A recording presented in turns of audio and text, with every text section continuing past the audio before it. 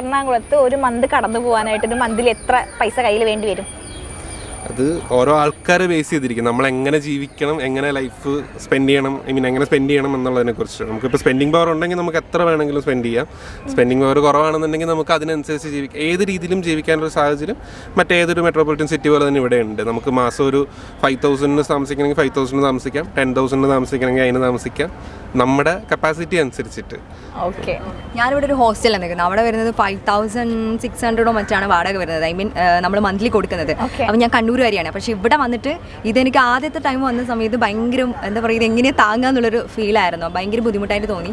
എറണാകുളത്ത് ഫുഡിനെ കുറിച്ച് പറയുകയാണെങ്കിൽ ഫുഡ് വളരെ നമ്മൾ ഹോട്ടൽസ് കഴിക്കുന്ന ഫുഡ് എനിക്ക് ഭയങ്കര ഇഷ്ടമാണ്. അതൊന്നും കുഴപ്പമൊന്നുമില്ല. പക്ഷേ കമ്പാരിറ്റീവ്ലി നമ്മുടെ ഹോസ്റ്റൽ ഫുഡ് ഭയങ്കര മോശമായിട്ട് ഫീൽ ചെയ്തിട്ടുണ്ട്. പക്ഷേ എറണാകുളത്തെ ഫുഡ് കാര്യങ്ങളൊക്കെ അടിപൊളിയാണ്. ഓക്കെ, നിങ്ങൾക്ക് ഒരു ചാൻസ് ഉണ്ട്. നമ്മുടെ അക്കൗണ്ട് ആയിട്ടുള്ള ടു കൊച്ചി ഓൾറെഡി ഫോളോ ചെയ്യുന്നുണ്ടെങ്കിൽ 500 rupees ക്യാഷ് പ്രൈസ് ഉണ്ട്. ഫോളോ ചെയ്യുന്നുണ്ട്.